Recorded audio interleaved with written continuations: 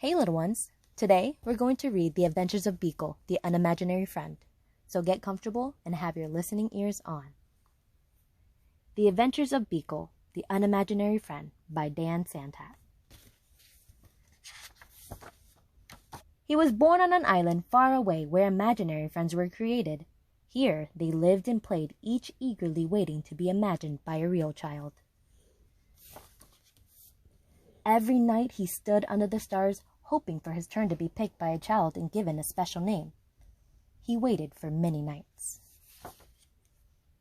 But his turn never came.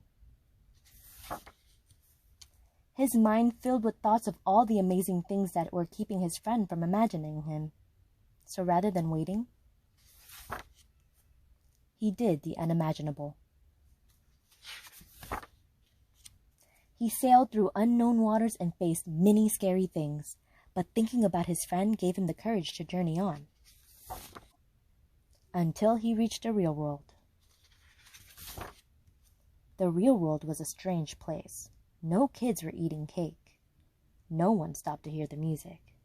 And everyone needed nap time. Then he finally saw something familiar. So he followed. He had a good feeling about this place. But he looked everywhere, and he could not find his friend. He climbed to the top of a tree and looked out, wishing and hoping his friend would come. But no one came. He thought about how far he'd come and how long he'd waited, and felt very sad.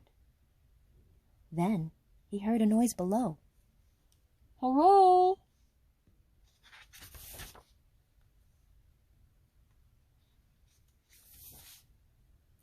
Her face was friendly and familiar, and there was something about her that felt just right.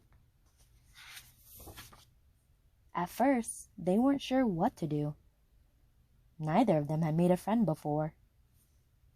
But after a little while, they realized they were perfect together. Beekle and Alice had many new adventures. They shared their snacks. They told funny jokes. The world began to feel a little less strange.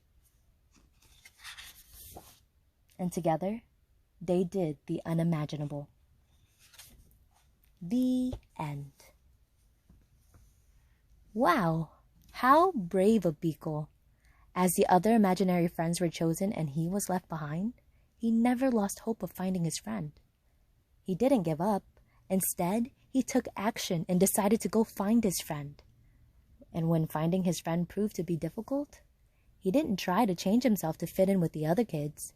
He continued to be himself, and when he was feeling the most sad, he found his true friend, the one who saw his true potential. So, next time you're feeling like you're not good enough, remember, there are people who already love you for you. So continue being you, being curious, and being kind. Because your happiness from being true to yourself will shine like a beacon for that friend that's looking for you. So it may seem hard now, but it'll be worth it when you find your person. You got this. I believe in you. See you later, alligator.